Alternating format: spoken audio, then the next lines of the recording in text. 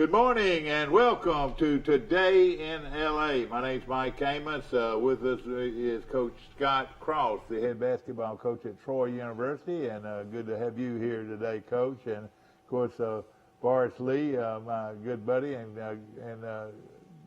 Bill Rice Jr. is actually in the studio too. So we've got a full pledged group, and Mike Amos will be calling in from Grayton Beach in a few moments. And Coach, you went through a very unusual season, not only against your opponents, but against this virus. And you won a big ball game at the end.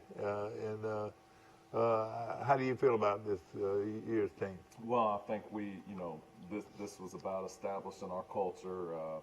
We made a lot of strides this year in that. I think we have a great group of guys who are doing the right thing. They're working extremely hard.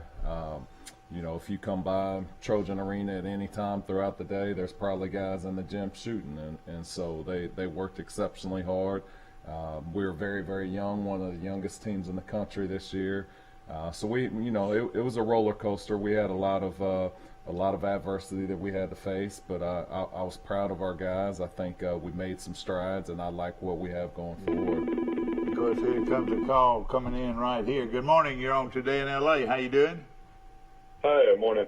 Mike, we have Coach Scott Cross. He's been very nice to come in here and pick some of our games that this week in the brackets, the NCAA brackets, and we were excited about it. Yeah, well, that's great. Thanks for being on, Coach, and I look forward to having some advice. I'm struggling picking a few of these games. Hey, I don't know if I'm the guy to help, but I'll try my best. We have a bracket at our house, me, my wife, and the boys, and a lot of times, unfortunately, I'm not the guy that wins that bracket. Probably the mother. I can see them right now. The reason I got tickled, I can see these kids with that bracket, and they pick one and say, Daddy, I picked that one to win. He picked him to lose. Hey, I'm beating you right now. Probably should have got my oldest one on the show. He's probably the one that could really help you. Yeah. Now, right now, you have 3 children and have a beautiful home in Troy. And I rode by it the other day, and you got a nice goal out there. And made sure you had that good goal, didn't you? Yes, sir. Yeah, the boys are out there all the time shooting. And tell us about your kids. You've got one who's a sophomore at Pike Liberal Arts that played on the state championship team. He did, yes. They won a state championship for I believe, the first time in school history. So it was exciting. They made it last year, the state championship, but they lost to Tuscaloosa Academy. And this year they had the rematch, and they were able to win. And I was able to be there because we weren't playing that night. Last year we had a game on the same day. Yeah. So. And he started playing regularly as a 9th grader, and you taught him to shoot the threes, Coach. He as a 10th grader, one of the top 3-point shooters around. He really works at it. So pretty much every day after school, he's coming up to Troy University and he's getting up shots. So he really works at it. Of course, you came into Troy and didn't know a soul, did you?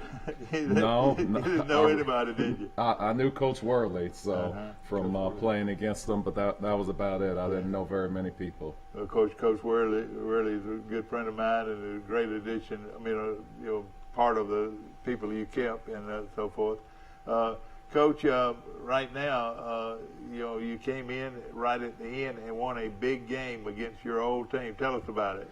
Well, it was in the conference tournament. It was in the first round. UT Arlington has a very good basketball team. They have 2 or 3 of the best guards in the league, and our guys were really fired up for it. The previous year they came in the Trojan Arena and they were able to beat us, and obviously that was a disappointment, but our guys played the best defense I've seen them play all year long, and we were hitting shots. I mean, that's a big part of the game. If you're hitting shots, it makes it a lot easier. And that was a game that the ball was definitely going in, and our guys were playing, really amping up their defense. And I mean, it was a 15-point game until I got called for the technical and a couple of other. Why was that right at the end of the ball game? Well, because one of the points of emphasis this year is to not call a foul when a shooter kicks out his leg. Yeah. So shooters kick out their leg, and then the defender runs into the leg, and it looks like it's a foul, but that's not a foul. and so that's like really been a point of emphasis. And the head of officiating, has told me many times that that's the one thing that really drives him nuts. And of course, we're up by about 15, and then the guy hits the three, kicks his leg out, our guy runs into his leg, and they call a foul. And so that was a 4-point swing, and then I let the officials know, and they gave him 2 more free throws. And so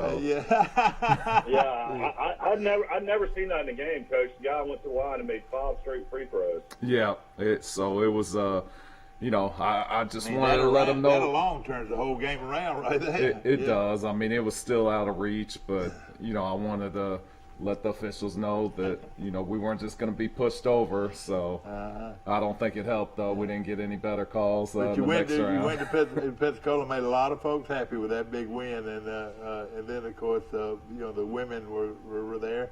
Tell us a little bit about Coach Rigsby's women's team. They're in the March Madness tournament for women. They're definitely a team that I think can win some games in the tournament. I've told her that all along.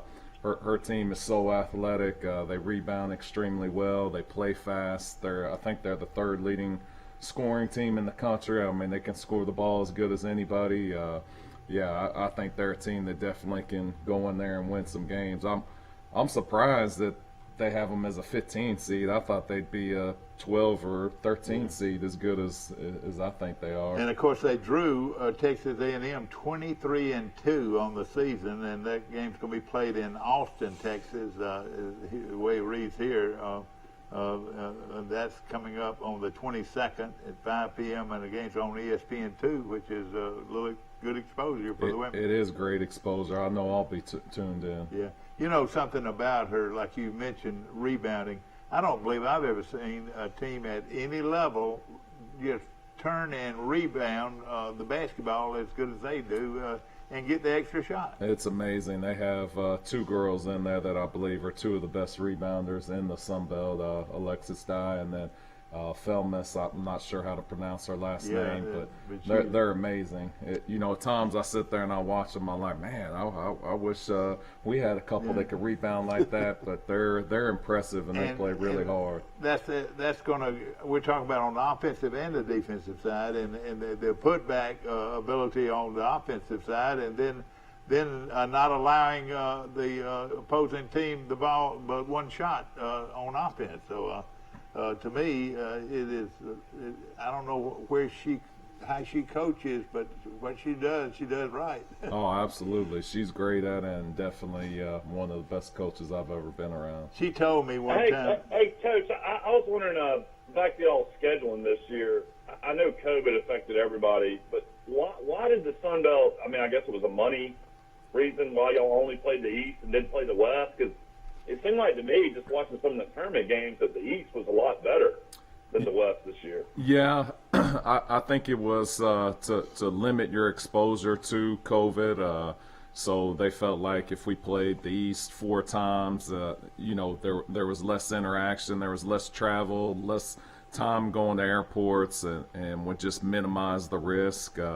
So I think that was the reasoning behind it. It was unique playing teams 4 times. I mean, we ended up playing Coastal 5 times, so that was definitely unique. But it was a weird season. I mean, we started out, we had our first 6 games on the road, which wasn't easy, and when teams drop out because of Corona, you miss games, and then they said if you miss a series, it's mandatory that you play one of those 2 games. So then one of the team is going to have 2 home games, and the other team's going to only have 1 home game. So it kind of made it a little bit uneven at times.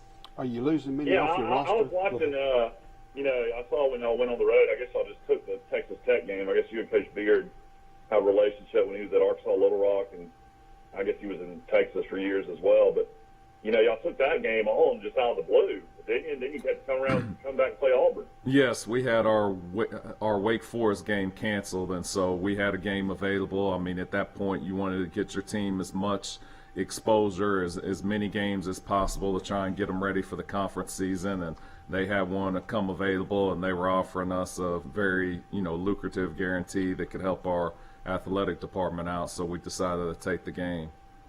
Yeah. Yeah, and of course, Texas Tech's a great program. They were in the Final Four, just 2 years ago? Yeah, they're one of the best. I mean, they defend as good as any team in the country, and so, yeah, it definitely was not an easy game. What about your roster? Do you have seniors that are graduating? We have two, Nick Stampley and Khalil Waters, and both of them have said that they would like to return. We haven't had our end-of-season meetings, but both of them have indicated to me that they'd like to play another year. So Stampley's really a fine player. Isn't he? He is. I mean, he does it all. He plays hard. He's a high character kid. He rebounds. He doesn't care about stats. He's a physical guy. He plays hard. Yeah. I tell you what, they ought to look at him as a football tight end. He'd be a great one. He would. God, he is. I tell you what, though, he became your top scorer. I mean, he wasn't much of a scorer in junior college, but he averaged 13, 14 a game. Yeah, he really works at it. I mean, like I said earlier, if you go through the gym, he's in there probably 2 hours on his own every single day. He'll come in there and work out with Coach Mangrum for 45 minutes, and then he's shooting on his own for another hour and 15 minutes in addition to our practice. This is saying a lot because I don't believe Troy's ever had a player play in the NBA. This kid could possibly make it in the NBA because of his physical structure. He's physical enough. Is that right? Yeah, I mean, I think his size would be a limiting factor. They want guys that are 6'9" and above. They can run they can do the things that he does. But I mean, he can make money playing basketball. He's a guy that could probably play overseas. Yeah.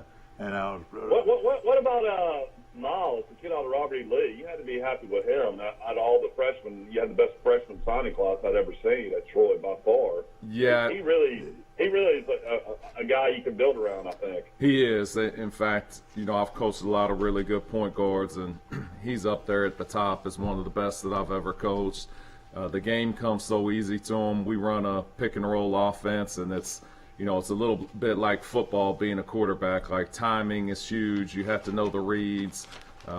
He's unbelievable at it. He picks the stuff up so quickly. I had a really good point guard in Arlington named Eric Neal. There was a first-team all-conference guy, and I honestly think that Duke, as a freshman, has a better feel for it. Eric was just a natural point guard, but like Duke really picks up these reads almost like he's a coach out there on the floor. And so, our problem this year is we just couldn't shoot the ball, and that's what we're going to address, during the off season with our recruiting. But he made the right reads, he made the right passes. We just have to do a better job shooting the basketball.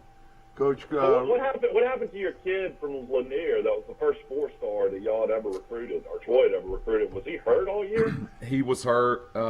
Yeah, he had all different kinds of issues that he was dealing with, and so that limited what he was able to do. And then he got behind because of that, and so we had two guys at his spot, and Jakeevan Leffridge and Khalil Waters, and so.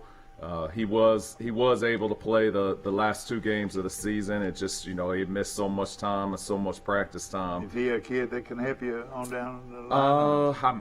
I'm not for sure on that. He's got a little bit of work to do, but yeah. Leffridge played really well for you as a freshman. That really hurt when he got injured, didn't it? Yeah, he had a meniscus surgery, and so that set him back a little bit. He's a guy that needs to put on some weight. He wasn't able to get in the weight room and lift lower body, and his legs are skinny as can be, so he needs that weight room. And we got after it. We gave him off for spring break, and we started back yesterday and got him in the weight room, so there's no time off on that.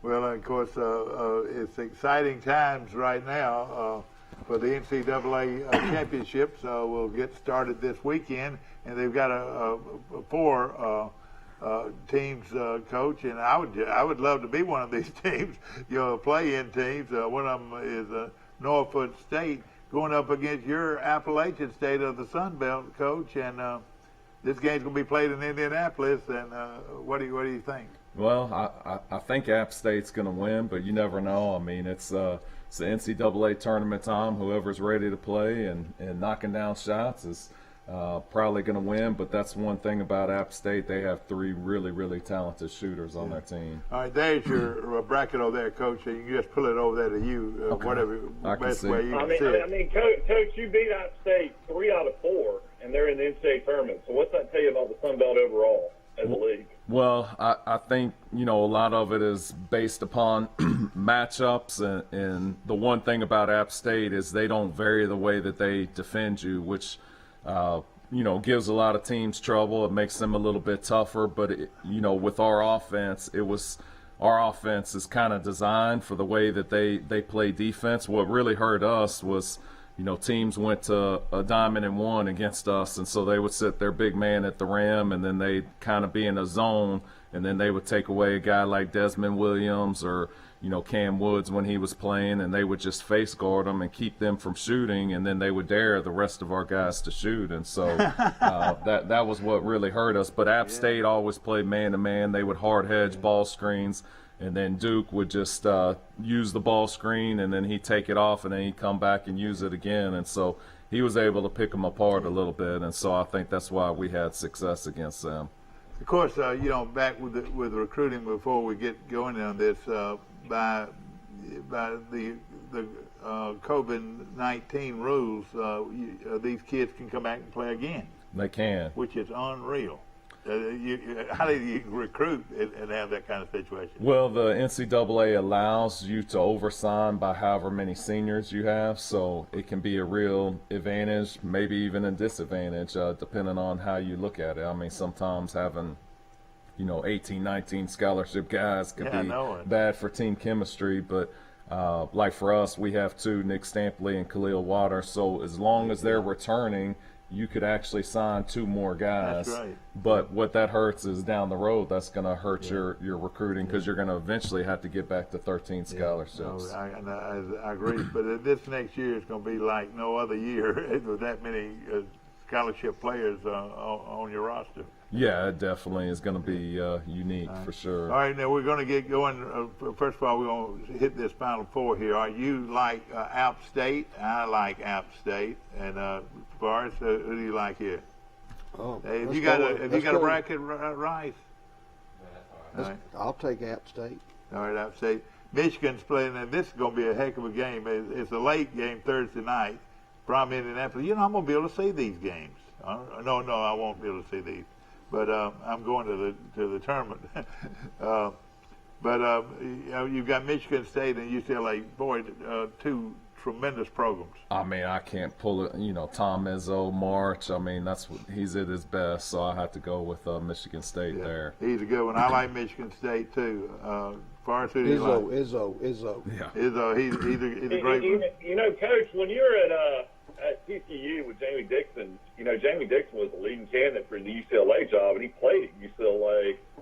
Were you surprised he didn't take that job? Well, I think it was more. I think he had a buyout, and it's a huge buyout at TCU, and I think TCU was not willing. Yeah, TCU was not willing to come down on the buyout. Coach Dixon was their coach, and so I think that's what stalled it. But I can remember we were playing in the NIT, and we got off the bus, and that was when the news broke that he was going to UCLA, and yeah, it was very, very odd, kind of how that ended up. So what was it like your 1 year coaching under him? Did you learn a lot? I learned a ton. I mean, he has a system and the way he goes about doing things, and he doesn't vary at all. I mean, it's very, from practice to practice, it's very, very similar. He doesn't change much. His offense is very, very simple, but every day he's building on it. He's doing skill development every day with his guys. He spends a lot of time on shooting. I know we probably couldn't tell it from our teams this year, but I've spent twice as much time shooting with our teams as I did in Arlington, and we just hadn't quite seen the results yet. But hopefully that's coming this year, moving forward. But I learned it was a great year and very, very beneficial to learn under him. This is going to be Thursday. It's going to be a good basketball gathering for people who want to watch some good basketball. Wichita State 16-5 against Drake 25-4. This is one of the playing games. Who do you like here, Coach? I haven't seen enough out of either team, but I guess I'd have to go with Drake on that one. It looks like 25-4. Yeah, I'm gonna go with that Drake. I'm gonna take I Drake. think Drake started the season, I think 19-0. Yeah, Mike, you're filling this thing out as we speak. Is that right? yeah, I've got a bracket. All right. Mount St. Mary's, the last game in the play-in games. Mount St. Mary's 12-10 against Texas Southern 16-8. This is a 4:30 game. What do you think, Coach? Well, I'm gonna go with Texas Southern. Coach Mangrum, who's on my staff, came from Texas Southern. We both know Johnny Jones, the head coach, very well. I think they've got a good basketball team, so I'm going to go with Texas Southern. This is all right. Now, this is sort of an inside scoop right here now on Texas Southern, and it really. Johnny Jones was the head coach at LSU, and then he was the head coach at North Texas when they beat Troy in the Sun Belt tournament to go to the NCAA tournament. That's the last time I think North Texas had been into the tournament until they won against Western Kentucky this year. So one of my first wins was when he was at North Texas, and we won on a tip-in at the buzzer, and this was before they had instant replay. And after the game, I saw it, and it shouldn't have counted, and so I went up to him and I apologized. I was like, man, Coach, I hate, that we won the game. He's like, Coach, don't you ever apologize for winning a basketball game. He's like, you're going to get screwed so many times by these officials. He's like, you just take that and enjoy it. And he was right. I mean, it wasn't but about 4 games later, same thing happened. Well, not the same exact thing, but we got screwed by the officials and ended up losing the game. Oh, so. gosh. I hope y'all enjoyed this as much as I have. Yeah. I have enjoyed this interview. I really am. All right. That means Appalachian State, Michigan State, Drake, and Texas Southern move on, and they move on. Appalachian State moves on, all right, to play the number 1 seeded team in the country in Gonzaga, 26-0. Who do you like? Well, I think I'm gonna have to go with Gonzaga in that one. So, but I mean, a lot of people are saying. I mean, if you listen to these basketball gurus and analysts, it's Gonzaga against the field. That's how good they think Gonzaga is. I think Baylor is right there. There's probably 3 or 4 teams I think maybe could, but I would say Gonzaga and Baylor are my 2 favorites. We're going to get into this, but I've had so many people ask me, how does this Baptist School of Baylor come up with a basketball team that they've got? They do an unbelievable job recruiting. I think Mark Vital, who's their defensive stopper. Is he related to who? I don't think so. But God, I can't be the name Vital and not be. But he's a bulldog defensively, and so 5 years ago, Baylor was always super, super talented, but the knock on them was they were always a little bit soft. Well, this guy came in there, and I think he changed everything for them. Now they're one of the toughest teams in the country. We're going without a break, so here we go.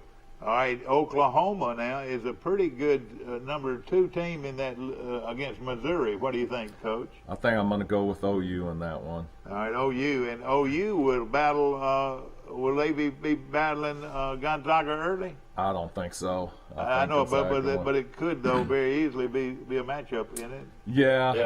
Oklahoma beat Alabama earlier in the season with 2 of their best players out. Yeah.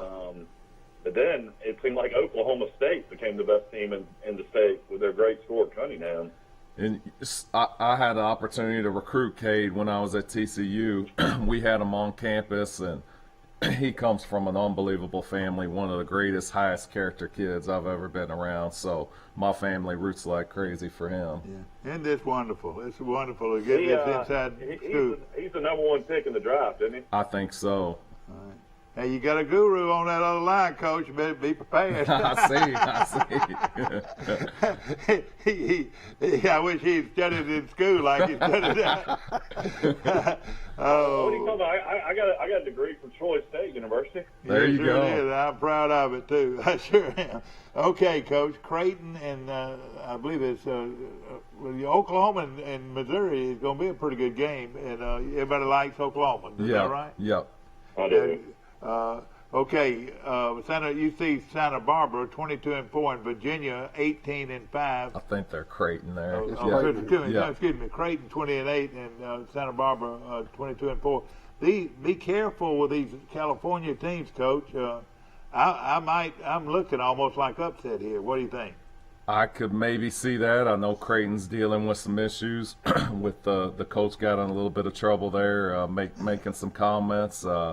I hadn't seen UC Santa Barbara, but that's a tough one there. Yeah. Who you going with? I'm going with who you go with. I'm gonna take Santa Barbara in upset. I think I'll go with you then. Santa Barbara. I'll go with Creighton. Didn't Worley play at Creighton? I think he did. Yeah, I think he did play 1 year there, I believe. Yeah, that is a good insight. Okay, that would be. And then coming down the stretch here is Virginia and Ohio University. Virginia, much solid schedule, tougher league.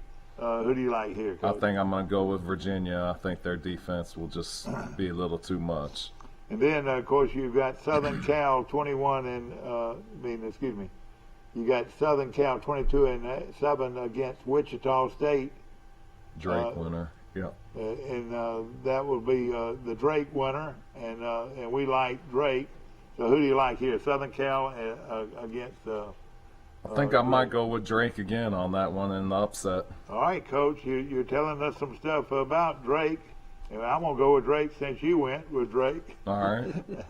Okay. I'm gonna go with USC. All right. Well, Southern Cal. Mike's gonna go with Southern Cal. Okay, Kansas and this is probably they're the third seed, but this Kansas team lost 8 games to 20-8 against Eastern Washington. Do you know that? Right? I don't know much about Eastern Washington. I know I've watched Kansas, and it probably is the weakest Kansas team that I've seen, but I still think they'll win this game, and so I'll go with Kansas. Okay. So Coach, when you mentioned this, are you shocked the Sun Belt didn't? I mean, as far as their seeding, I mean, they're in a play-in game. Did you at least think the Sun Belt would be a 15? Well, I think it probably hurt because App State was, would they end up like the third or fourth? 11, yeah, but they were like the 4th seed, I believe, on the East, and so they were probably 7th or 8th overall in the Sun Belt, and so that hurt us. So I wasn't shocked. I mean, maybe shocked that they were the play-in game, but I figured it'd probably be a 15 seed, probably. Do you think if Georgia State wouldn't have had all the COVID issues, I mean, as far as the talent, I mean, most talented team in the league, do you think they were probably the most talented? I think so. I do. They had the size that could probably compete against some of these other teams inside. They were really big. They had great shooters, great point guard play. I mean, I was a little bit surprised that App State was able to do it. I did think App State had the capability because of their shooting from 3 different guys, but I thought it was going to be either Georgia State or Coastal that was going to win it. Yeah.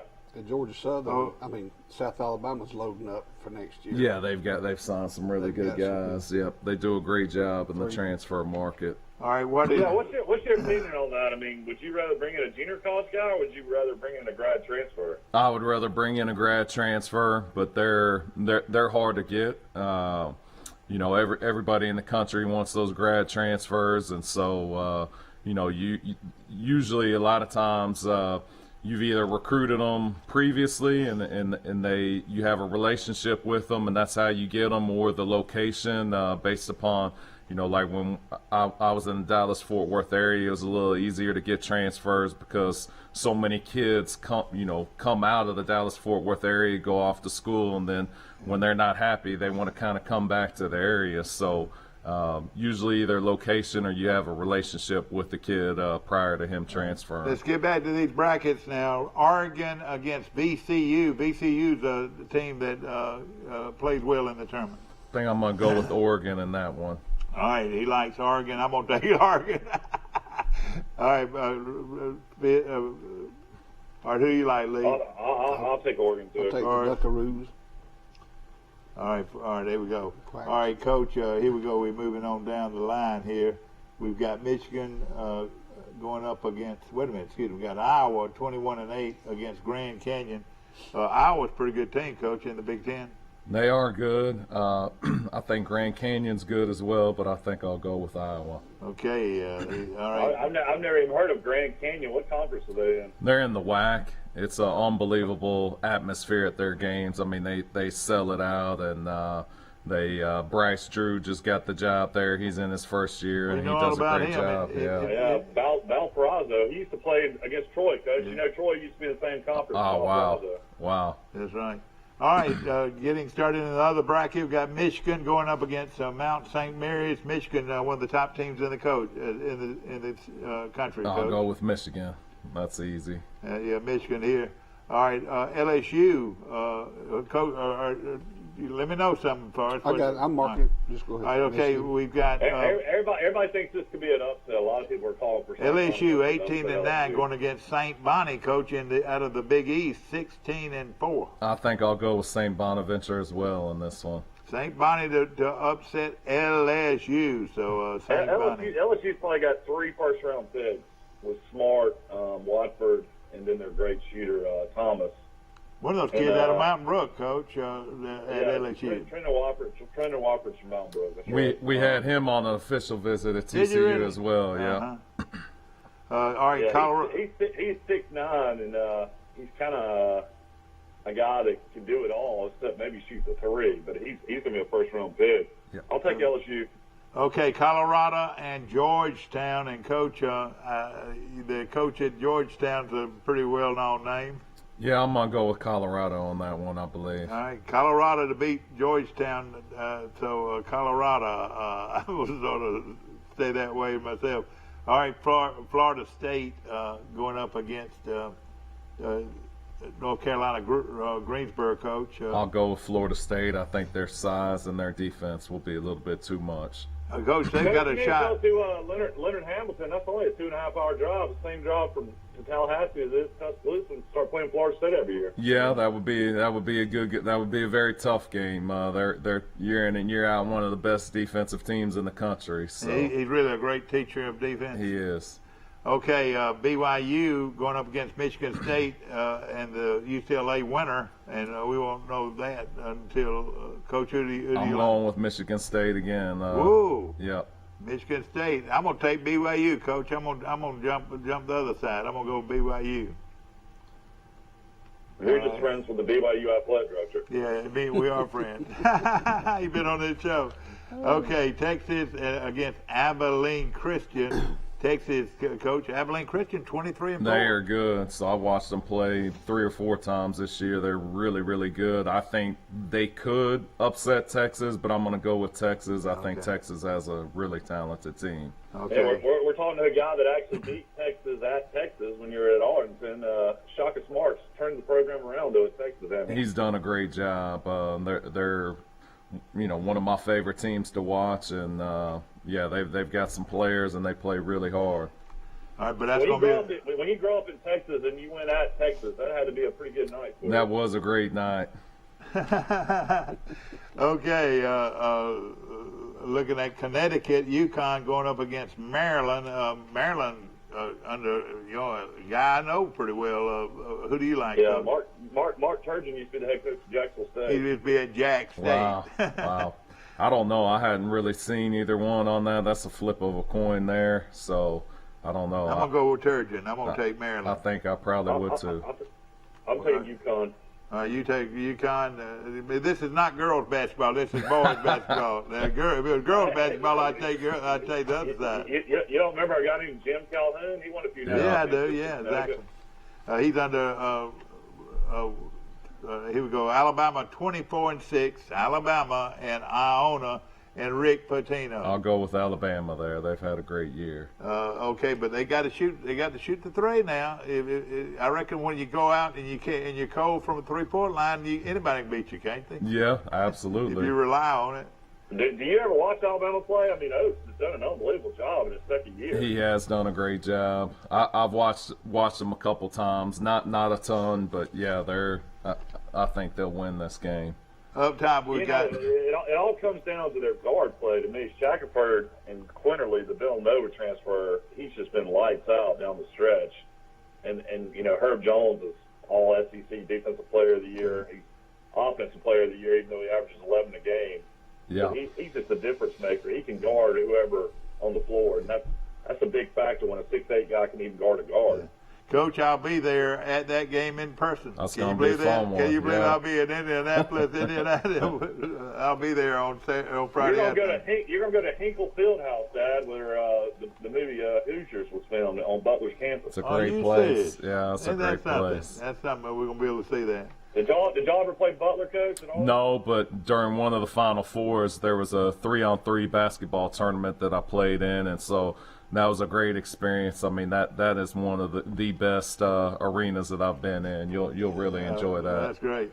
Baylor 22-2 against Hartford 15-8. That's a play-in game, though, isn't it? No, that's right. Okay. I'm going with Baylor for sure in No that question game. about it. Quickly moving on, North Carolina against Wisconsin, Coach. That's a pretty good game. That's a tough one to call right there.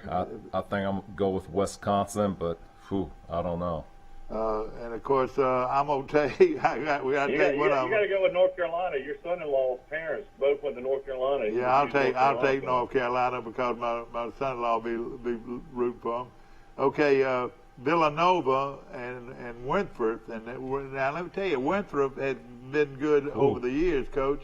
But against Villanova 16-6, Winthrop is surprisingly to me 23-1. That is an amazing year. That's a tough one to pick too. I think I'll go with Villanova though.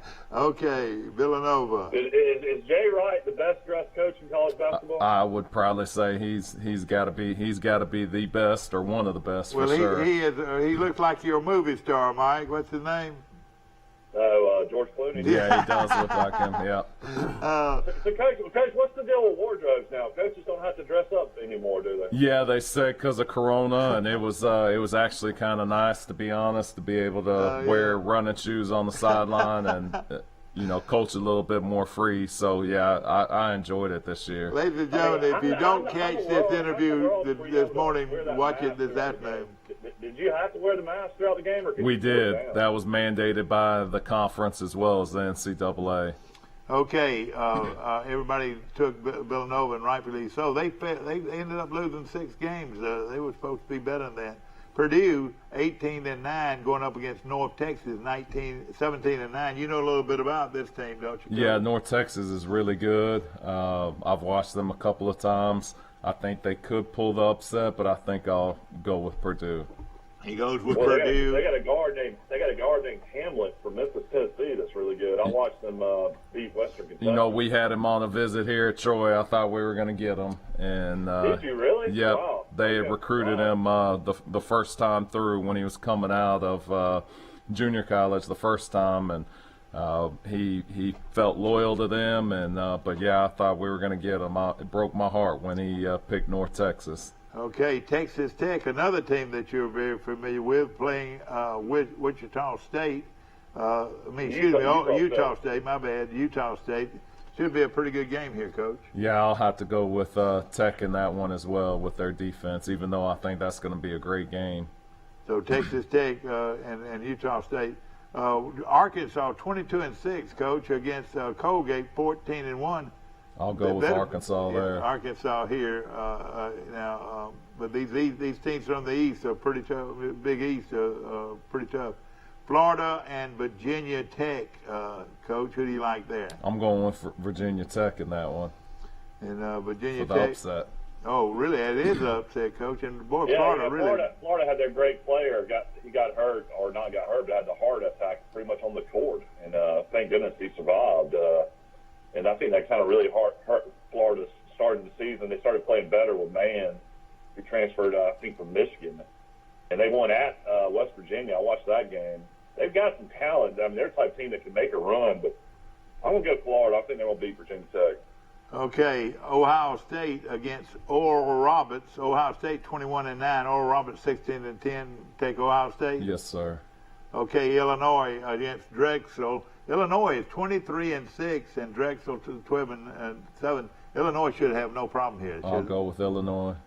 Okay, Illinois surprisingly having a good basketball program, Coach. Is there Yes. any reason for that? Or Well, I think their coach does a great job there, Brad Underwood. He's been really successful and a great defensive mind. okay, Loyola. You played him when he was at Stephen F. Austin, didn't you?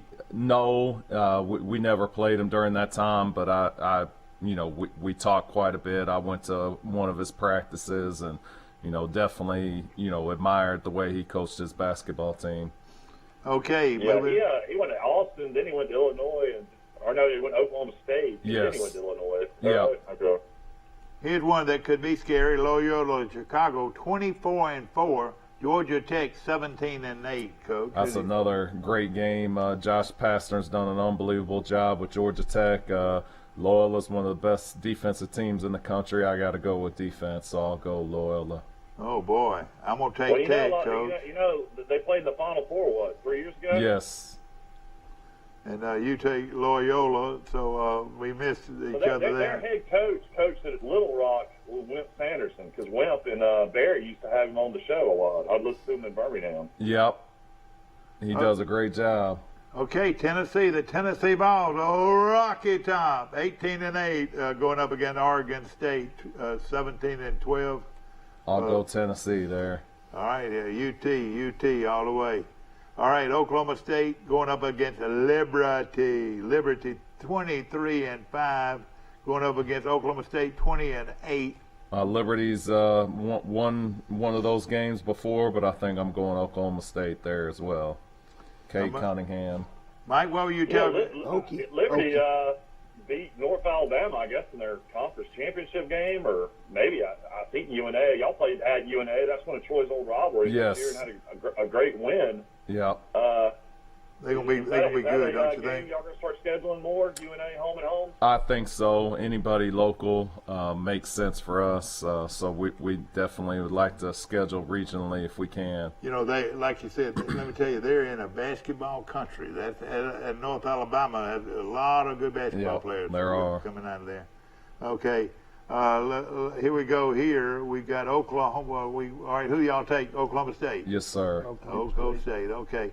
All right. Looking at San Diego State, 24-4. His game's played in Indianapolis against Syracuse, 16-11. I'll go with San Diego State there. San Diego State. I'm gonna take San Diego State. What now? They used to Syracuse was right up there with everybody. Yes. Well, what is Boeheim still there? Yes. Yeah, he's still there. Hey, man, that Boeheim, everybody shivers because Boeheim's the coach. He's won like 1,000 games. Hasn't he? Yeah. He's done pretty good, hasn't he? All right, West Virginia. San Diego State's a program. Golly, how many years have they been a great program now? They're always in the tournament. They are. They do. They're one of the best teams in the country year in and year out. West Virginia, 18-9, going up against Morehead State out of Tennessee. That's 23-7. I'm going West Virginia for sure. West in that Virginia. one. All right, now we'll put a West Virginia down on that. West Virginia. Is Morehead State out of Tennessee or Kentucky? No, out of Tennessee. They're located in Tennessee. What's the name of that college town right there? I don't know. Okay. I'm gonna go Bob Huggins in West Virginia. They might be, all right, West Virginia. Who you like? All right, here we go. You went with Bob Huggins. All right, okay. We've got Clemson against Rutgers. Clemson 16-7, a 7 seed against Rutgers 15-11. I don't know much about either one, but I think I'll go with Clemson in that one. Yeah, Morehead is in Morehead, Kentucky. Oh, I missed that, Mike. The You got Eagles. it. All right, finally, Houston. I'll go with Clemson out of the ACC. Rutgers has turned their program around, though, so it's good to see. Yeah. Okay, Houston against Cleveland State, Coach. That comes out of nowhere here. I'm definitely going with Houston in that one. Houston is 24-8, so Yeah. they must be really good. And, Well, they got a really good coach in Kelvin Sampson. And we're going to stop here. I don't unless we want to go on further. How would we do this? But Coach, you got to go to a meeting, I don't do. you? I have a meeting with my boss, man. Well, let me tell you this. This has been a great show, and of course you can watch it again on Troy Cable again at 1:30 today. And we really will run this show periodically during the basketball season to pick up how these teams are going to do. And it'd be great if you could come in for a Sweet 16. Yes, sir. You think you might could? I think I could. All right, come in next Tuesday or Wednesday, whichever is best for you. Yes, sir. And that'd be a lot of fun.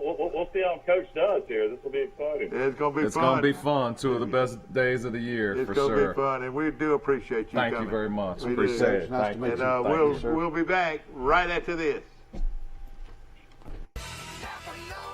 Trojan Auto Parts of Troy, home of Napa Know-How. Stop by and see owners Mike and Melissa Kilcrease and their Napa Know-How team with over 100 years of combined experience. We're the only locally owned parts store in Pike County, and we're fully stocked and ready to serve you. We pride ourselves on being your go-to parts store, not only for the simple items, but we specialize in those hard-to-find items as well. Trojan Auto Parts, the right part at the right price at the right time. Napa, a name you've trusted here in Troy since 1945. Troy Cable Security Wi-Fi doorbell camera allows you to answer the door from your smartphone when you are at home, at work, or on the go. When a visitor presses the button, Troy Cable Security sends a live video feed to your smartphone so you can see, hear, and speak to the person at your door. With the doorbell camera, you can have your porch light turn on automatically when it detects motion at night to create the appearance that someone is at home. You can view video clips so you can always know who stopped by when you are out. Troy Cable Security. You love them, protect them. A personal touch, a high level of trust. Whether it's checking and savings accounts, personal or business loans, or our local friendly service. That's what Troy Bank and Trust customers expect. But now we offer more. Free identity theft protection for our new and existing customers, protecting your family's time, money, and good name from identity theft. Because protecting your identity is now a big part of our identity. Hi, Sandy. I'm right here. Come on in. Eddie, I'm right here. Hello, Miss Mary. I'm right here. I'm right here. Since 1969, we've been right here because at Troy Regional Medical Center, we take these words to heart. I'm right here. Thank you. Remarkable people, remarkable care. Trojan Auto Parts of Troy, home of Napa Know-How. Stop by and see owners Mike and Melissa Kilcrease and their Napa Know-How team with over 100 years of combined experience. We're the only locally owned parts store in Pike County, and we're fully stocked and ready to serve you. We pride ourselves on being your go-to parts store, not only for the simple items, but we specialize in those hard-to-find items as well. Trojan Auto Parts, the right part at the right price at the right time. Napa, a name you've trusted here in Troy since 1945. Yeah, same to you, Mike. Is today St. Patrick's Day? Yeah.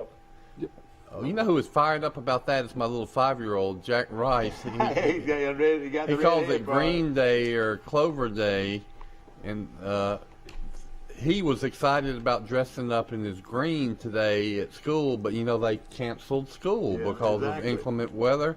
Yeah. So he missed his St. Patty Day. In fact, I want to read something to you. Governor Kay Ivey has declared the state of emergency as a potential for severe weather across Alabama grows. The declaration went into effect at 6 p.m. Tuesday. The threat for potentially dangerous weather is rising for much of Alabama, she said. Out of a abundance of caution, I have issued a state of emergency for all 67 counties to ensure we are ready to act in any way needed for the state level.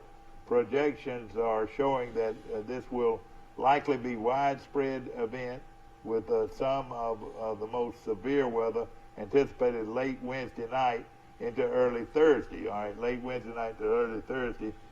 Please make preparations now in the event your area is impacted in some way.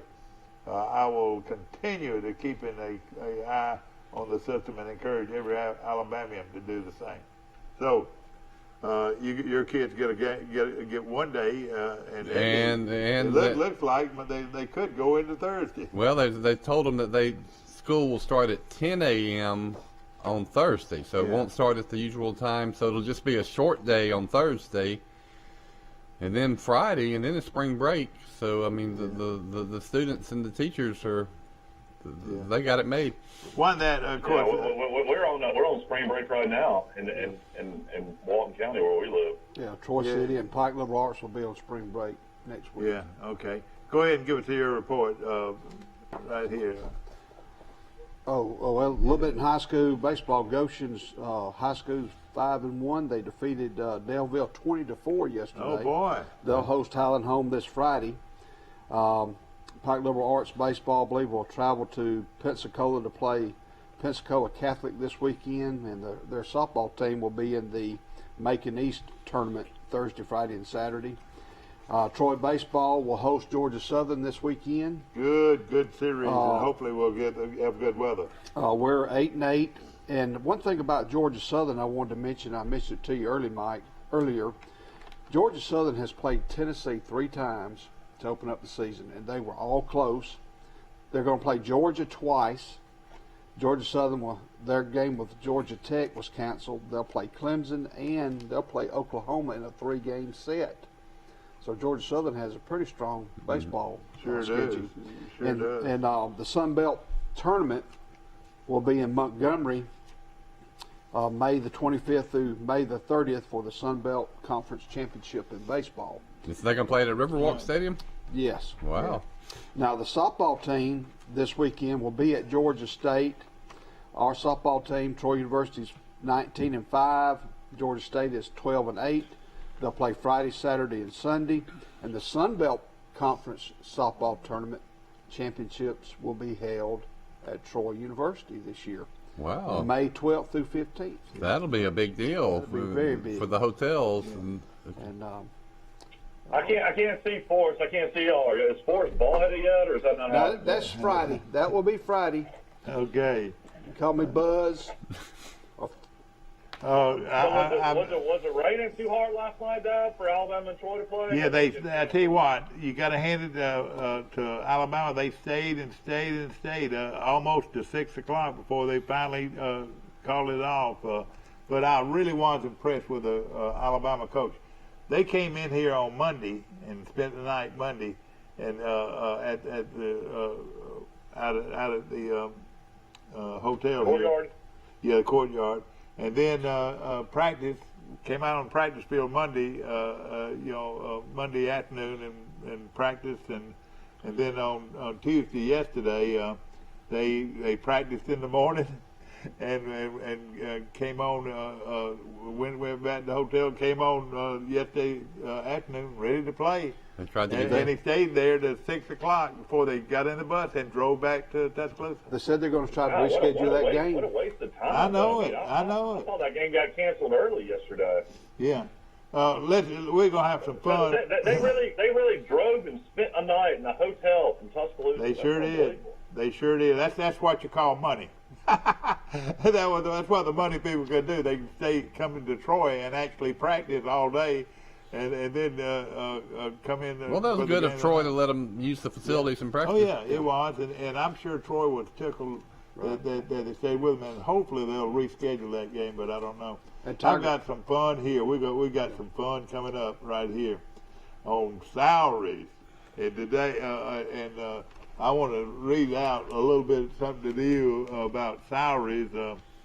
Brian Harshen, bless his heart, will be making $5.25 million annually. And then, of course, he gets bonuses for being named to either SEC or National Coach of the Year, $75,000. Now he will also get bonuses for Western Division champion of $100,000. SEC championship game, if he makes it there, he get an additional $250,000. And Citrus Bowl, our SEC group of 6 bowl appearances, $150,000. New Year's Day Bowl, if you make it that far, another $250,000. It goes on and on. The national championship game appearance would be $400,000. This is a bonus now, and then national championship game victory would be $800,000. And so, but listen, this is what I want you to hear. Here's some of the assistant coaches at Auburn. and it's Dad, we went over all this yesterday. I know. I want to go back over it though. Mason, of course, is he signed a 2-year contract for $3 million. That 3 year that will pay him $1.5 million annually. That is with Derek Mason, the former Vanderbilt coach. All right. Kevin Steele, actually they're still paying Kevin Steele. Mason is believed to have made a little more than $3.5 million at Vanderbilt last season, based on previous deals. Offensive coordinator Mike Bobo is the program's highest paid assistant. Now listen to this now. He is 3 years, signed a 3-year, $1.3 million annually. So he's set pretty good with a pretty good salary. That's $100,000 more than he was set to make in the same role at South Carolina. Cadillac Williams, everybody remembers Cadillac Williams. He is going to his second year of a contract that pays him $350,000 annually. Cadillac can afford a Cadillac. That's right, Cadillac. All right. Now, Auburn. Surely he held on to some of his money. He played in the NFL for about 7 years, didn't he? Yeah, that's right. All right, Auburn football new assistant coaches.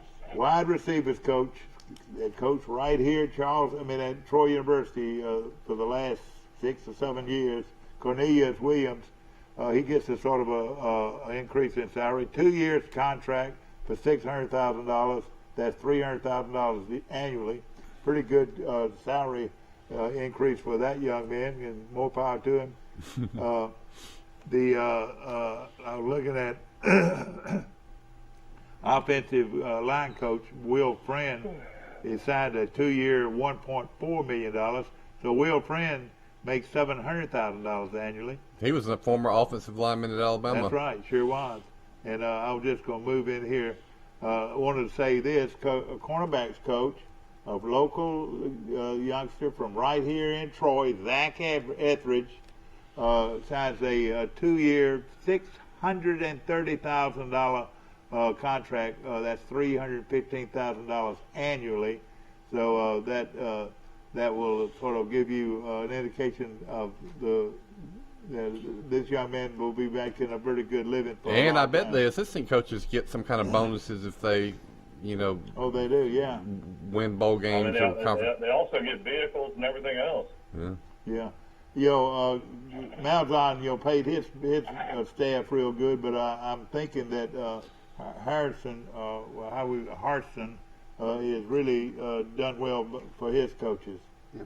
On the subject of college football, y'all may have mentioned it yesterday, but Oklahoma and Nebraska are renewing their series. Oh. It will be played in Oklahoma, but there were reports that Nebraska was trying to back out, but they've said, no, we will play. It's going to be September the 18th in Norman, Oklahoma. Then the next year they'll return and play in Nebraska. Is it just a 2-year deal, or are they going to try to do it every year? I don't know. It's the 50th anniversary, I believe, of them playing football. That was a great rivalry. Oklahoma versus Nebraska. And Tiger Woods is at home. Read that. He's recuperating and trying to get better. And the ACC has decided transfers can automatically play for another school. It doesn't matter. You don't have to sit out. They think that's just going to be the NCAA will finally, and others will just follow suit. It's going to open the floodgates even more. They're already open. Transfer play. I wonder if Scott Frost wanted to leave Nebraska and go back to Central Florida. And Central Florida came back open. He has not done well at Nebraska. I know it. You're right. He has not. I guarantee they do want to back out and play in Oklahoma because they know they're going to get beat by about 45 points. Yeah. That game won't even be competitive. They said here under Malzahn was fired after the third season of his 7-year contract, a $49 million contract to started in 2007. 75% of that total was guaranteed by placing his buyout at $20.45 million when the decision was made on December the 13th. So Malzahn did his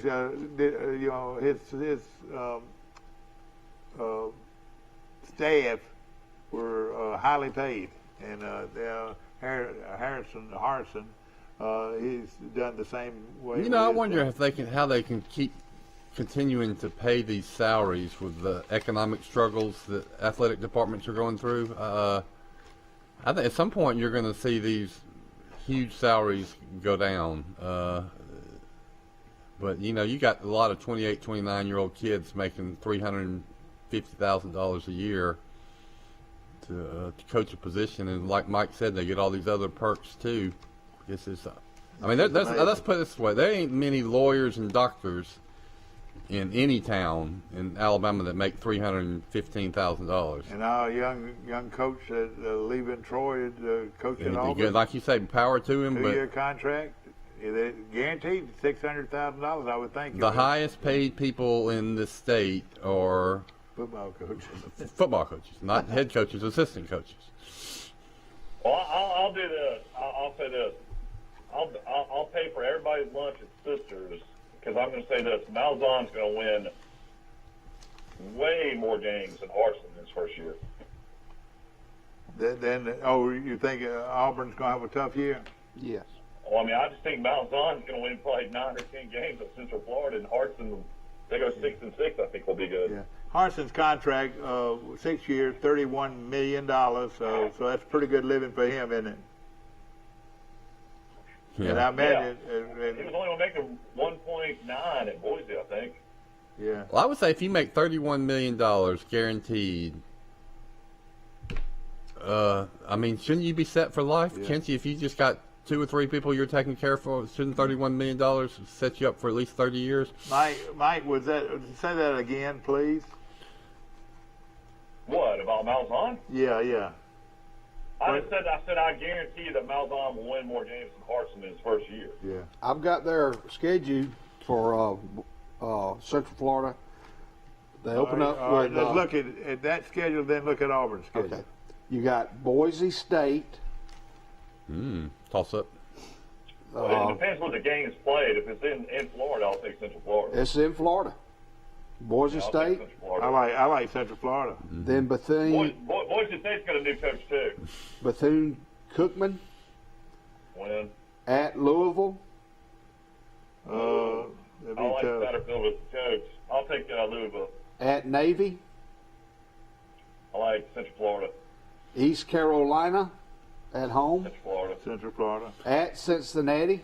That's going to be a tough battle. That's a loss there. I like Cincinnati. Yeah, they got Ritter back at quarterback. Memphis at home. I like That'll be a good one. Yeah, all right. At Temple. Another pretty tough one, but they'll get them. I'll say Central Florida. Yeah. Tulane at home. Yeah, they've got a good program, but I'll take them. Take Central Florida. At SMU. That's another pretty good program. Where they play that game? At SMU, at Southern Methodist. All right, I take Southern Miss. Southern Methodist. Southern Methodist, my bad. University of Connecticut at home. Okay. And the University of South Florida. Win. Yeah. So I got them at least going 9-3 at maybe 10-2. All right, you want Auburn's schedule? Yeah, good look. Yeah. Take a look at Auburn. All right, Auburn, Akron. At home. Win. At Alabama State. Win. At home. Bless their hearts. Go ahead, win. They travel to Penn State. A loss there. 2-1. Home versus Georgia State. Right, so you like. Win. Then they play at Louisiana State in Baton Rouge. A loss there. Home versus Georgia. Loss. Oh. Loss. Yeah, loss. At the University of Arkansas. Win, but it's going to be a tough one to play at Arkansas. At Arkansas. Now, that was almost a toss-up. Then at home versus Ole Miss. Loss. I think they'll beat Ole Miss. I think Ole Miss will beat them. At home, I win. At Texas A&M. A loss. Loss. At home versus Mississippi State. Win. At South Carolina. Win. Well, I don't know.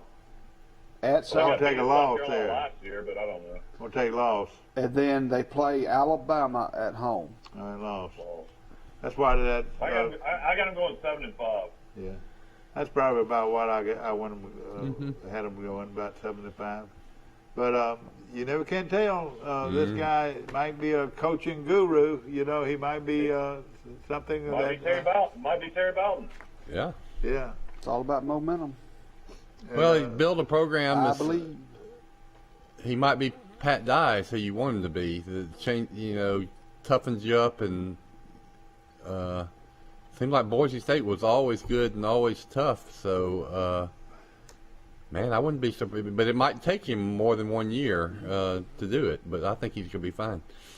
Yeah. Well, that's a tough schedule. Mm-hmm.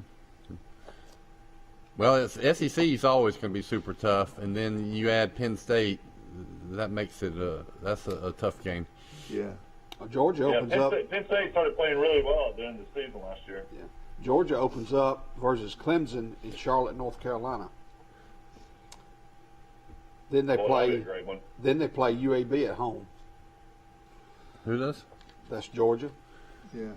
So I was listening on the radio Feinbaum show yesterday, and they were talking a lot about Georgia, and the guest said that Georgia was going to win the SEC and make the playoffs, and there'll be a lot of people's pick to win the national championship next year. Georgia.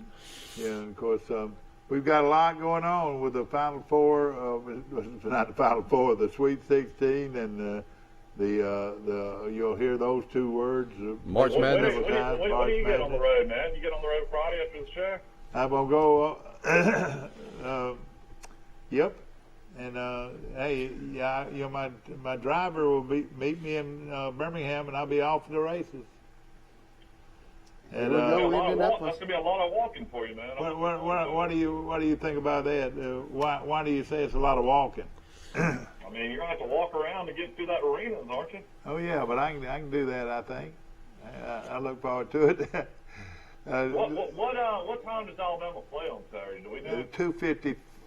Well, not 2:55. 2:30. Let's see what we got it. I think Alabama has one of the hardest 15-2 draws of anybody. Alabama plays at 3. Yeah, Pitino is such a good coach, and if Alabama's not hitting the 3, of course Alabama didn't hit the 3 against Tennessee. It didn't really hit it against LSU and still won. But I wouldn't be surprised if it's a game, 6-point, 8-point game for sure. Yeah. Wasn't it fun hearing the coach and getting those inside scoops on some of the games? The one I sort of put a question mark by that I thought was Drake. Drake is one of them that he seemed to like a lot, and in the first round, and of course. Now I tell you, I went with BYU against Michigan State mainly because BYU plays a good basketball too. So that's one of the games that I was surprised that he. Coach Cross echoed what I said about the Lady Trojans too. That he was surprised that they were seeded number 15. Yeah, they got a tough draw. He said he thought they might have been a number 12 or 13. I thought for sure they'd be a number 14. And the tough thing about all of this is that the Iowa State is a big strong team out of the Big Ten against Michigan State. Michigan State wins that. That's going to be a toss-up right there, Michigan State and Iowa State. But Troy's got to get by Texas A&M, one of the best Texas A&M teams in their history. Plus, you're playing in the Lone Star. Yeah, playing in Austin, in Texas. which is Austin's the home of the University of Texas. Well, if Troy was say seeded 13th and played a number 4 seed. Yeah. Man, that would make a huge difference in your probability of winning the first ever NCAA game. So it's just kind of a bad break for Troy to be seated that low. Mike, you've said Coach Cross kind of surprised me. I knew you could come back for your senior year and in football, but I didn't know they changed that rule for baseball. I mean, for basketball as well. Isn't that amazing? Have all those guys coming back. I mean, you know, you finished 11 and 17. I don't know if you want the guys to come back, or you'd rather bring them transfer in, or would you rather bring a couple junior college guys in? But you look at Alabama. You look at Alabama. Does that mean they could bring their top player back too? Yeah. No, he's going to be second round NBA pick. Petty will be second round, probably NBA pick. We're talking about Petty. Be first round. But Alabama could get a lot of these kids back for next year. Alex Reese might come back. Yeah, Alex Reese probably could come back, but I don't know. He's probably been there, done that. Played for 4 years, might be done. But I was surprised by that. You know, Coach, you know, Cross, you know, when you interview him, you just forget. You know, he was just so successful at Arlington. Like, he beat Texas at Texas. He beat several teams in the Big 12. And then, you know, one time he was in the NIT, and I think he won 3 games in the NIT tournament and almost made it to New York. I think he only went to the NCAA tournament one time. I tell you what, he's the kind of guy you light a root for. He was as gentlemanly as he can be in his interview. Well, tell me about he must have been a really good player too. What was his background as a player? Your coach. He played at Arlington. But he played for McCarter. He played for Coach McCarter. Played for Coach McCarter, and you know, I don't know. You know, Coach McCarter coaches at another school now, and I don't know if they have much contact. Yeah, they're getting, South Alabama's getting former Louisville and Memphis forward Lance Thomas has verbally committed to the University of South Alabama as a transfer in basketball, and they've gotten 2 more college transfers. They were already loaded. They're going to be. I read between the lines. Coach Cross said some interesting things. That, you know, he said that transfer market is really competitive with especially the people that can come in and play right away. Exactly. They're getting Deontay Smith from TCU, who's a forward, and they're getting guards Terrell Turbo Jones from Auburn and Charles Manning from LSU. Golly. South Alabama's getting those 4. They must just be. There's huge recruiting going on behind the scenes for these transfers. That's right. He didn't act like he's probably in a race for certain players, but he didn't act real confident on recruiting. To me, he didn't. Well, that's like the kid out of Montgomery. You know, we lost the Woods kid. You know, the great scorer out of Pinson Valley that averaged 38 a game. He's already transferred out, and you know, the Barnett kid was a 4-star, and you know, he mentioned that he got injured and kind of had some issues where he sat out, and then had 2 guys in front of him. So those were his 2 highly regarded recruits. The guy that ended up being, you know, I guess the prize recruit was the Miles kid out of Robert E. Lee. He became a star for him this year. All right. Well, he did say he's what I've commented on is one of the youngest teams in America. Troy was this year, and I went to several games and studied the roster, and it was just replete with freshmen and sophomores. So I like that. I mean, that's he's changing the culture, and he's got his young players. If he can keep them, add some more, that bodes well for Troy basketball future. This is what he did at Arlington, and Arlington was in the Sun Belt. He went 13 and 17 his first year. Second season, he turned around, went 21 and 12. That was After good. that, he went 16 and 14, 16 and 14, 13 and 16. Then in 2011 and 12, he went 24 and 9. Went to the NIT. Yeah. And then in the next year, he went 19 and 14. Went to the CIT tournament. After that, he went 15 and 17. He went 16 and 15. Then in 2016, he went 24 and 11. 24 and 11. 16-17 season, he went 27 and 9. Gosh. Lost in NIT quarterfinals. The year that he was let go, he went 21 and 13. Yeah. Well, that's he only amazing. won one NCAA tournament back in 2007, 2008. But, I mean, he's won 20 games. 1, 2, and you count that 19 as 20, just what I call 19 as 20. Five 5 or 6 times he's won championships. Boy, that's right. I tell you what, he's a great guy. And he still looks young. I mean, how long's he been ahead? I know it. He's only 46. Oh man, he looks like he can still play. I bet he can still play. I mean, and the thing about it, 46, he is he has done a lot in his 46 years. He's born in Garland, Texas. And Buddy is coaching at a good level too, no question about it. Bachelor's degree in marketing. Well, he can get it going here, and he can be at Troy for 20 years. He's the kind of guy you'd love to see do well. And his wife played volleyball at the University of Texas, Arlington. Who now? His wife played volleyball. Oh, did she? Yeah. Okay. Yeah. For 3 years, they've got 3 kids. And they got a beautiful place. Troy was at 10-10, and it turned the whole season around, and then all of a sudden just lost 7 in a row. Yeah. I mean, I'm sure he never expected that was going to happen. Well, you lost that kid. I'm sure when they got to 10-10, he thought at worst maybe they would be 13-14, 14-13 going into the tournament. And you remember that he lost one kid, transferred out a day before the tournament. Yeah.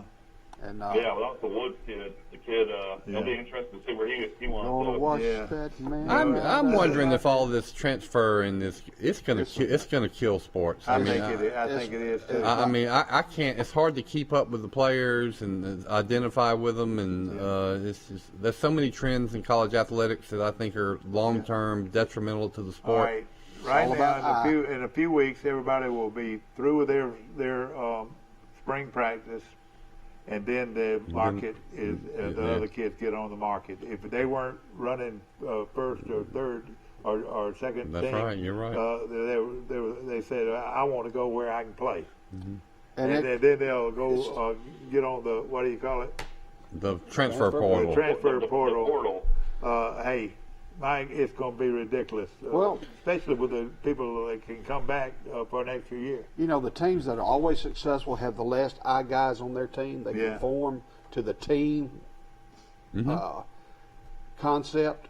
But it not only is it trickled to college, it's trickling to high schools as well. Yeah. Yeah, in high schools, you've got kids that are more interested in basketball players, more interested in AAU than their high school travel team. Ball. Baseball, it's the travel ball. Well, whatever you want to do, but it's affecting everything. Well, I tell you what, I'm glad we're. How do you make it where your kids don't play sports? So you can just go to the beach and you can do whatever you want to, and don't have to be going to practice and going to all these games all the time. Yeah. Well, you also don't have the kids who are not the elite kids. They used to play sports anyway. I'm one of them. I quit taking baseball seriously about 13 or 14 years old, but I kept playing Dixie ball all the way through my senior year in high school. That doesn't happen anymore. That sure doesn't. And the biggest thing now is technology. It's just keeping kids inside. Kids aren't out and about. I mean, it's just so easy to grab your tablet or. Well, I think some high schools encourage their kids to play multiple sports, and I think that kind of starts at the middle school level in physical education, where you teach them a variety of lifetime sports that are offered within the Alabama High School Athletic Association. Have those sports taught at the middle school level, where they are learning the history, the rules, and all that, and they're getting a taste of the skill. They're learning the skill level. Well, when they get to the high school, then they're learning a little bit about golf, a little about tennis. So if they're not a football, baseball, basketball player, they may excel in track. Get the 6-footer, a strong male or female. Get them exposed to these. Yeah, let them be the shot or the javelin. You're right. I mean, or whatever. And you've got to have a full coordination within your physical education program, your athletic program, and then kids are, hey, I'm going to do this. I'll do archery. I can do rifle team. I can do band. I can do football. I can do. I was a sports editor and reporter for a long time and dealt with a lot of high school coaches and athletes. And, I always told them, and most of the coaches agreed with me, is play multiple sports if you can. It won't hurt you getting a scholarship. If you're good at one sport, it's not going to hurt you. But you're going to have life experiences that come from playing those sports that you're going to treasure the rest of your life. And now you have so many kids that want to just specialize in one sport. In some schools. Dr. James Andrews had a very good talk about that. You can find his article and his synopsis on that. Be all around. Do different things. Don't just throw that shoulder out. You know, I can think of people I know that were great in one sport, but they played the other. Like, let's say Sam Drake. Can't miss baseball prospect, one of the best that ever came through Troy. Well, he played football too. He knew he wasn't going to be a football pro, but he wanted to do what he wanted to be on the football team and to be with his friends, and there's lots of people like that. Yeah, exactly. And you got to think that one of the greatest athletes ever to come out of Charles Henderson is the late John Johnson. I mean, he was the starting midfielder baseball on the baseball team. Football, unbelievable running back, receiver on the football team, and then he was a point guard, I think, on the basketball team. He was a great player. I can tell you that there were basketball players that I covered in the Coach Hollis era. Malcolm Battles. That could have been great. Corey King. Corey King was a monster. Corey King would have been the most coveted tight end in America. What happened to him? He went to Faulkner. He played basketball the whole time. Okay, yeah. As a 6'4" forward, which is too small, but as a football player, he would have been top 10 prospect, but he never played football. But I grew up with his brother Oliver King. Oliver was a great basketball player, never played football too. I mean, both of those kids are great examples of guys that should have tried to play football. Yeah. But and there's others I can name that I'm not saying don't play basketball and take it seriously, but they could have played another sport and had great experiences, and maybe got some scholarship offers by playing the other sport. Well, David Felix, I can remember a little bit of his biography. I believe he was all-state cross country in his high school. Really? Yeah, he ran cross country as well as basketball, but Yeah, I remember that. A variety. Yeah. We ought to try to get Felix on the show one day and try to get Maestri on the show one day. I know. It would be great if we could get Maestri maybe as early as tomorrow. I could get him. Drew Felix was a great basketball player on some great basketball teams, but he played baseball, but then he didn't play his senior year. What about Deveridge? Deveridge is one that he could have been a safety in football and would have been receiver. Receiver. He would have been an SEC recruit in football if he played football. Yeah. I still got the thing. I was talking to a friend of mine yesterday, and he told me, he said, "You're right on. You're right on about the difference in travel that Pike Liberal Arts would have to make if they were in a different league." I mean, when you look where all the travel, 2.5, 3 hours to half your games, that can be not only a wear and tear on your athlete, but academically a problem. Well, one thing, when I was at the middle school level in Georgia, we could not leave that school until 3 o'clock. That was the rule. We went to class. We didn't have many pep rallies. They were after school. There weren't many assemblies. It was academics first. But, the campus at Pike Liberal Arts, it is amazingly beautiful in how they've added to their baseball complex, baseball softball, football, their basketball arena. It has been refurbished. And, we've got a lot of great schools in our listening area. And I hope right now every principal, athletic director, recharge the batteries and let's get it going. And I don't want to go on the soapbox. I've been to a lot of gyms. The nicest gym in Pike County is at Goshen, by far. Yeah, it is a nice one. It really is. No question about it. Brand new bleachers. Yeah. I mean, great court. I mean, that's some good just to say a few teams out there, and of course Zion Chapel's another one.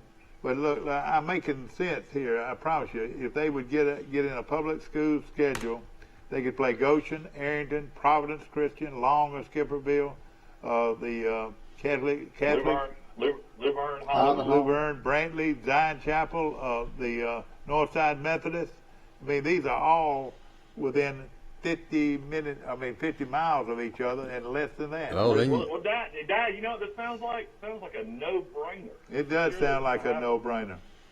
Why? I mean, Pike Surely Liberal it's Arts. gonna happen. Let's get John Ramage on the show this week and let's get the deal done.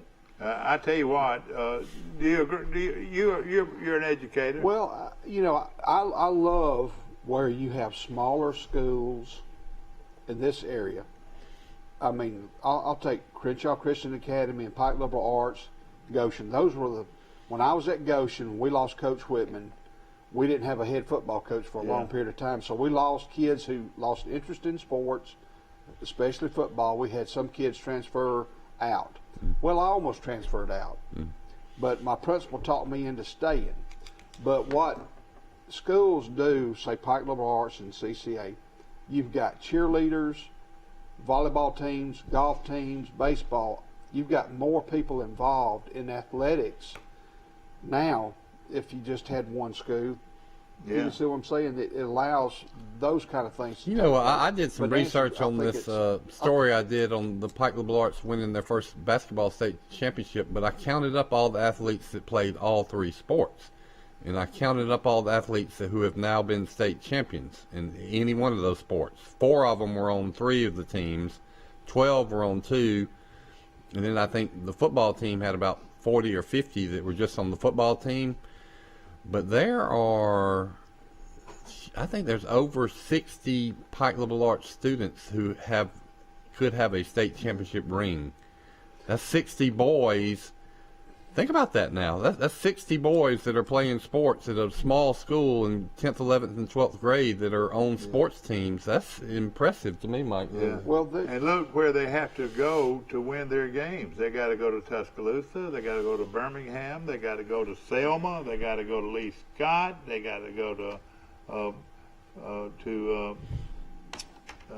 Atmore, Atmore play them. All right, in AAA football, you got Glenwood, Pike Liberal Arts, Hooper, Lee Scott, Valiance in Montgomery, Bessemer, Morgan, Monroe, Clark Prep, Tuscaloosa, and Fort Dale. There's 11 teams in AAA football in the private school. Or football. This is football. Oh, football. Okay. So, and then, but here, look at single A: Crenshaw, Abbeville, Lowndes, Cornerstone, Coosa Valley, Miss Lakeside, and also on the single A in Region 2, you got Jackson, Sparta, South Choctaw, Pickens, Snook, don't know where that is, and Meadowview. So there's 12. Way away. There's a private school called Snook. Snook, SNOOK. Then I read there was another one this week. The name more ridiculous than that. Well, in AA, you got Chambers, Macon East, Edgewood, Springwood, Banks, Escambia, Patrician, Wilcox, Autauga, and Southern. So there are 33 schools that play football in that Alabama. Well, what I would love to see a map, though. They're bringing old Banks High School back, huh? Yeah. I'm not sure where that is, but they're all a long ways away.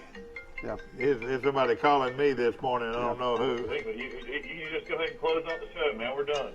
Yeah, exactly. But anyway, it's to each his own, and be in touch with you later. Thank you.